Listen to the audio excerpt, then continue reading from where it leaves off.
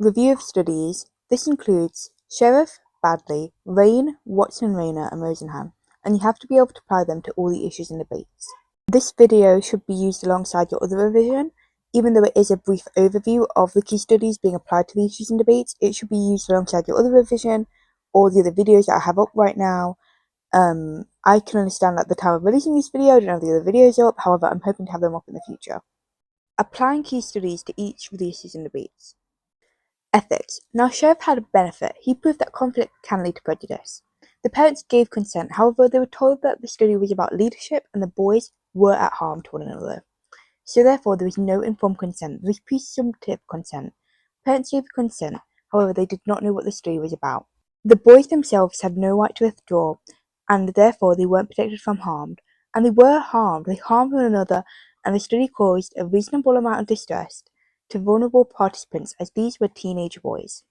Baddeley. Now, Baddeley's participants had informed consent, they were aware of the aims, a debrief was given, ethical guidelines were met, and participants could withdraw from the study. This means it was highly ethical. However, if participants had low recall, it could be seen as distressing, and this could lead to self-doubt. Participants may leave the study with a lower self-esteem than they had when they entered. Raine. Benefit. It means that criminals can be given the appropriate sentence. All gave prior consent to be tested and images to be used for the study. However, due to them being NGRIs, consent is automatically presumptive. It was either given by a lawyer or by a carer. The use of PET scans is harmful. Watson and Raynor. Benefit. It did lead to phobia treatment, for example, aversion therapy. However, Watson and Raynor did not get informed consent. The mother did not know what was actually going on in the study, and when she did find out, she did pull Albert out of the study. They did not undo conditioning. This can cause distress and normalizing unhelpful behavior. They caused distress to the participant and did not protect the participant from harm. Rosenhan. Now, the Confederates knew the aims and the risk of being a Confederate. The identity was kept confidential. Labeling theory states that when giving someone a label, it can lead to behavior changes. So therefore, labeling pseudo-patients may lead to them gaining schizophrenia or acting abnormally. This can lead to normalizing unhelpful behaviors. Confederates could have been harmed due to not being able to get themselves out of the hospital.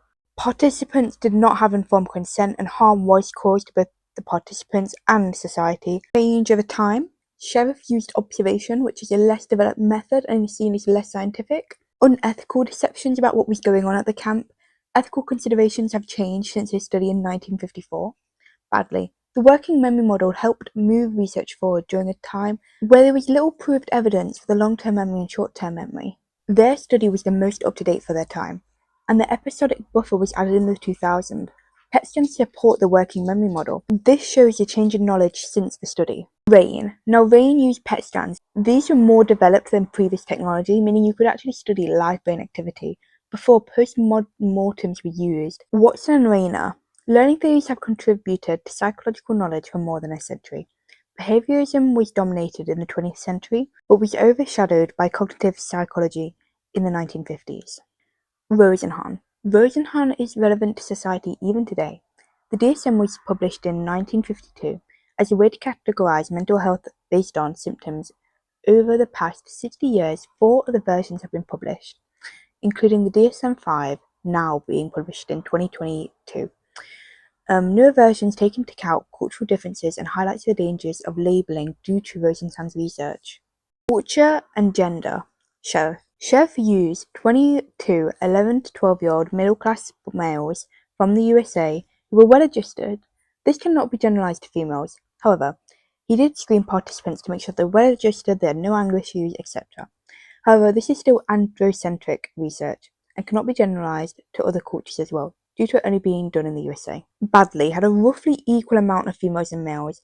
However, they didn't look at gender differences, so it could be applied to both. However, it does have a beta bias. The study was androcentric, as it only looked at participants from the UK. Raine used 39 males and 2 females with a matched controls. All American, it was an ethic construct. It assumes that no matter the culture, brain injury will always lead to aggression, no matter what. A beta bias, mostly male sample, however, it was applied to females. Androcentrism. Males are more aggressive than females, so therefore this can consider why there are more males in the sample, but it does not consider women. Watson and Raine, they used a baby boy from the USA. This is androcentric because the male sample was never tested on the females, and it was only from the USA. This is taking emic constructs, classical conditioning, and applying it to an etic. However, Pavlov's research was originally done in Russia and Eastern culture, so therefore it may be an etic construct. But just so you remember, Pavlov's research was done on dogs. Rosenhan, they had 8 participants, 5 were men, 3 were females. All hospitals in the USA, they had varying hospitals based on private or public care, based on states. They had many different types of hospitals. However, they were all in the USA. Most hospital staff are women, so therefore the study is mainly looking on women. There is cultural bias. Having voices could be seen as a good thing in some cultures, so therefore when they went in with the symptoms as third and hollow, even though it was seen as a bad thing, it may be seen as a good thing in some cultures. Is psychology a science? Sheriff had a high levels of controls as the staff were researchers. It had iterative reliability as it was recorded. However, it's not scientific. It used observations, qualitative data, and it had a naturalistic environment. This allows for the interference of extraneous variables. Baddeley. It was a laboratory experiment with a good amount of controls and replicability. It was reliable, objective, and standardized. The rate of verb productive was controlled, the time to recall was controlled, it had iterative reliability, and an independent group's design was used so they can see the difference between variables. Raine. It was carefully matched with controls. This meant that you could see the difference between the IV and the DV. PET scans being used meant that there were reliable comparison between the groups. Different brain activity can be measured objectively. However, they can be misinterpreted. They can be interpreted biasly, and variation in imaging can be due to location, which can impact results. Watson and Raine had clear controls with a good baseline, measured to enable comparisons with a later testing of phobias. Iterative reliability and validity. High controls and standardized procedures, proof of the scientific method being used. Rosenhan can be seen as less scientific due to having fewer controls in the hospital setting and using qualitative data. They all present intent with the same symptoms, initially having third, hollow, and empty, showing it's a standardized procedure. However, after that they behaved as normally, with no attempt to control behavior. And although Confederates aim for accuracy in recording of behavior, they may have forgotten information. However, this was repeated 12 times and accuracy was found. Nature-nurture. Sheriff can be seen as nature, as prejudice may be innate human behavior. Nurture, it shows how environmental factors like competition can affect prejudice. Baddeley. Nature. The long-term memory and short-term memory systems are innate, biological, and determined by the working memory model, and is separated into components with a biological basis. Nurture. Memory is influenced by our experiments and our environment. Raine. Nature. As brain function causes aggression, this means aggression is seen as a biological, innate, and genetic reason for murder and criminality. This ignores environmental factors, for example, labeling theory, social identity theory, personality. Furthermore, it's impossible to prove brain dysfunction due to cause and effect. Watson and Raine is more of a nurture theory than a nature theory, as associations were all made in the environment. It assesses how interactions in the environment can link to phobias. Nature. It can be seen as a reflex to a loud noise. Rosenhan. Nurture. As diagnosis was based around culture and societal norms rather than biology, being labelled as mentally ill can lead to perceiving you as mentally ill. Practical issues. Sheriff. Sheriff did a field experiment. This means it's difficult to replicate due to the lack of controls. However, it was also highly controlled.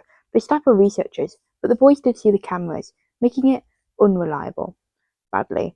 There may have been individual differences between the participants. Psychology students knew more knowledge, therefore they could have guessed the aims.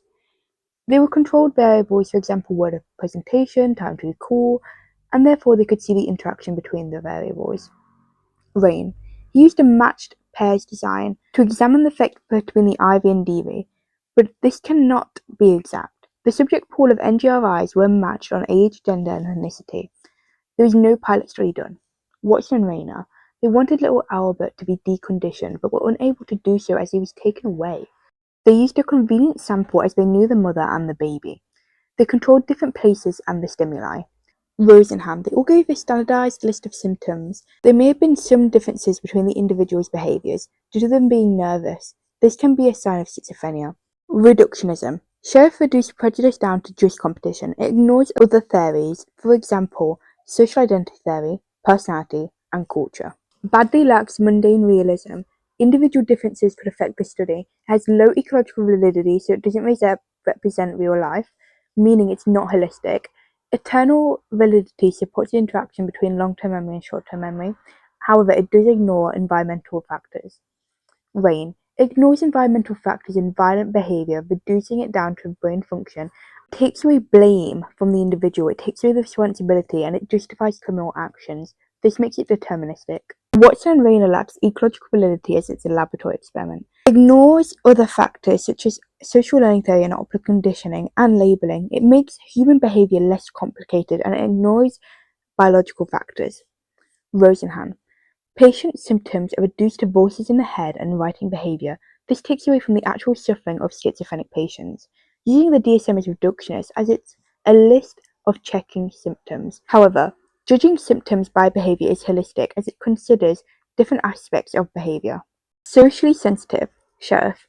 Sheriff studies into prejudice is socially sensitive. Children were harmed. It suggests prejudice unnecessary and understandable. Baddeley can inform dementia patients, which is a positive, but this is a socially sensitive topic for their families. However, no harm was done during the study. Raine, participants were vulnerable, NGRIs, they had no right to withdraw, it was a distressing procedure, and it led to reduced sentencing, which can impact the families of those who were hurt. It assumes they had no control and no free will. This reduces blame.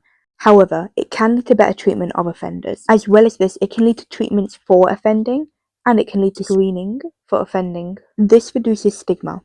Watson and Raynor, they used a vulnerable participant, a baby, and inflicted a long-lasting phobia onto that baby.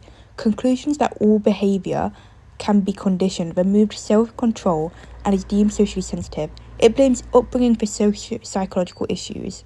Rosenhan, they faced extensive backlash from institutions involved in the investigation. All participants were deceived and the profession was judged. This suggests that the diagnosis criteria was not fit for purpose. This was very socially sensitive. Social control. Sheriff. Sheriff showed how hostility may arise over competition. The existence of groups was enough to cause prejudice. This encouraged people to be in the same group to reduce prejudice. Understanding prejudice could lead to increasing prejudice by the government between groups to hide from the real issue. Baddeley can be applied to the educational setting for either effective revision techniques or insight how to memory works. It can be used to manipulate individuals, however, for example, vulnerable people with dyslexia or dementia. However, his study has led to cognitive rehabilitation, people recovering from brain injury, but this is not effective for all groups. Rosenhan linked a region of the brain to violence, and this may be open to abuse when controlling violent offenders. You may lock up individuals with brain injury before they have committed a crime. This can lead to prejudice. Watson and Raynor, conditioning can be open to abuse as society deems it necessary for some to be conditioned but not others. For example, individuals that goes against norms. For example, aversion therapy was used against gay people. Furthermore, aren't we all conditioned in school? When the bell rings, you go. You're conditioned to respect authority. You're conditioned to want a 9 to 5 working jobs. Some of these forms of conditioning can be seen as positive conditioning, and some of them can be seen as negative conditioning. Rosenhan. Confederates felt helpless and like they had no control, and they were de-individualized. This led to the DSM being more developed, reducing social control and improving conditioning for patients, helping them reduce negative labels and stigma. However, it did have a short-term negative social control. It led to a loss of trust in mental health systems, and staff were scrutinized and demoralized. So here's where I've got some of my information from. I thought it would be great for you to see this as well. Please feel free to use this and not my notes. So you need to know the similarities between the studies that we've just gone through. Sheriff and Baddeley. Both studies proved a theory, both studies can be applied to real life and aid real life settings, both have high control, both lack generalizability, both have demand characteristics. Raine and Sheriff. Both studies have high levels of control, both studies can lead to unseen effects in society, both are a field experiment, both can be seen as unethical, both had a sample which is ungeneralizable to females. Watson and Raine. Both only had male participants. Both studies encouraged a behaviour, whether it was competition or a phobia. Both caused harm. Both normalised unhelpful behaviour. Both used observations and both had integrated reliability. Rosenhan used only American participants. He was high in ecological validity. done both in a naturalistic setting, used observations, took away the right to withdraw and deceive participants, and both studies were socially sensitive. So Baddeley and Raine, they both used a highly standardised procedure, they both used artificial tasks, they both were on memory / the brain, they both can be considered scientific, they both had negative and positive implications for society, they both conclude information about brain / neuroscience, they both make innate / nature conclusions. Watson, Raine and Baddeley, they both use standardised procedure, they both use a laboratory experiment, they both aren't naturalistic settings, they both can lead to treatments, they both can be used against or for people, they both can use to manipulate / control people, they both prove a theory, both ensure extraneous variables don't impact the study. Rosenhan and Baddeley. Rosenhan and Baddeley both use men and women, they both can be seen as ethical, however Rosenhan can be seen as less ethical, they both use standardised procedures, they both were conducted in a westernised country. Raine and Watson and Raynor. They used an unusual sample of NGRIs and little Alberts, so they both weren't generalisable. They both used a standardised procedure, they both lacked ecological validity, they both were a lab experiment, and they both caused harm to participants, whether it was PET scans or an unconditioned Albert. They both can be seen as socially sensitive and a form of social control, especially when you look at what the study led to. So Watson and Raynor led to aversion therapy, which was used on gay people, and Raine's study led to people being put in prison before they've committed a crime due to their brain structure. Vulnerable participants did not get the right to withdraw. Rosenhan and Raine, so they both used a standardised procedure, they were both from the USA, they both were socially sensitive, it creates negative stereotypes of nurses / institutions, and Raine makes crime seem okay because it was up to their brain structure. Both can lead to change, as Raine may lead to change in how criminals are seen, and Rosenhan may lead to change in the DSM. Actually, he did. Both can seem entirely unethical, as Confederates and hospitals were brought to harm, and NGRIs were brought to harm, and there was no right to withdraw, and there was issues around consent. So Rosenhan and Watson and Raynor are the only ones that we haven't done. So they both were from the USA. They both use a standardised procedure. They both can see as unethical, as the institutions couldn't withdraw and little Albert couldn't withdraw. They both take on a nurture approach, looking at how the environment impacts behaviour. They both can be classed as socially sensitive, Watson and Raine's research potentially leading to controlling people, and Rosenhan's research facing backlash. So you also need to know the differences between your studies. Sheriff and Baddeley. Sheriff only used male participants, whereas Baddeley used a mix of both female and male participants. Baddeley research was done in the UK, whereas Sheriff was done in the USA. Sheriff used an observation / field experiment, whereas Baddeley used a laboratory experiment. Baddeley's research suffers from low ecological validity due to an artificial setting, whereas Sheriff research doesn't. Sheriff's research is highly unethical, whereas Baddeley's isn't. Raine used a highly controlled laboratory experiment, whereas Sheriff used an observational method. Raine used an artificial test and scientific methods, whereas Sheriff used naturalistic tests and a natural environment. One is nature and one is nurture. Raine's sample included 2 females, whereas Sheriff used all males. Raine included the use of scientific methods like PET scans, and they both proved different things. Watson, Raine and Sheriff.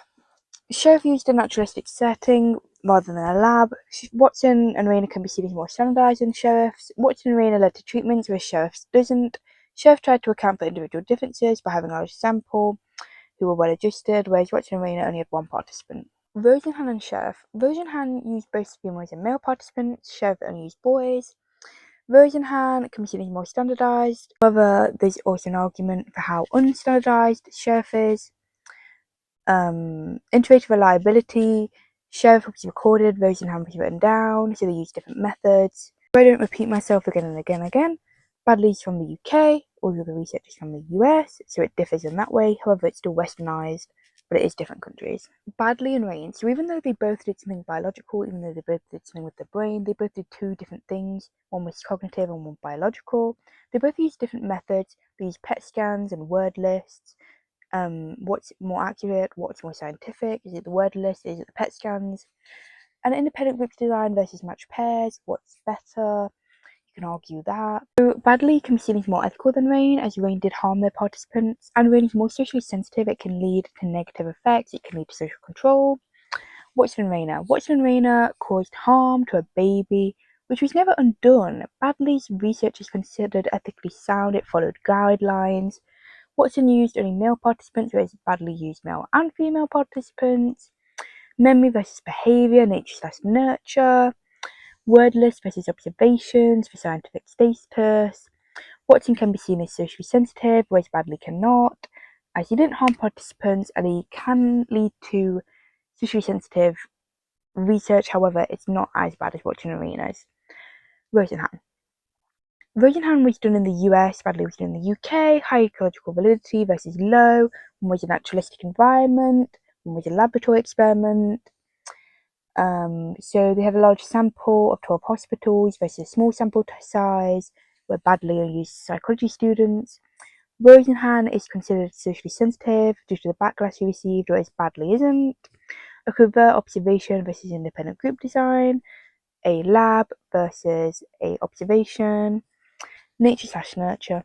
Raine and Watson and Raynor. PET scans versus observations. Watson and Raynor had iterative reliability because it was recorded. Raine didn't. Female and male participants in Raine study versus one male baby in Watson and Raynor study. Nature versus nurture. Raine is more scientific due to the methods used. Watson and Raynor isn't. Raine research can be replicated. Watson and Raynor's cannot due to how unethical it is. You can argue that Watson and Raynor's research is more unethical than Raine. Rosenhan and Raine. Rosenhan is high in ecological validity, whereas Raine is low due to using artificial tasks like PET scans. Nature/nurture. Rosenhan can be seen as more ethical due to the Confederates choosing to participate, whereas the NGRIs did not. They had presumptive consent. Covert observation versus experiments. Participant scans versus writing down what they observed, reliability-wise, scientific status-wise. Rosenhan research is hard to replicate due to social sensitivity of it and the impact and the distrust it caused. Rosenhan and Watson and Raynor. Rosenhan used female and male participants, whereas Rosenhan used one male baby. Rosenhan can be seen as less standardized than Watson and Raynor, making it low in ecological validity due to the comparison of controls. Watson and Raynor research led to treatments for behaviour like phobias, whereas Rosenhan led to warning and changes in the DSM-3. Watson and Raynor's research can be seen as more scientific than Rosenhan's. So here are some past paper questions for you to look through to see how you'd plan this and how you'd apply everything that we've just talked about. I hope this has helped.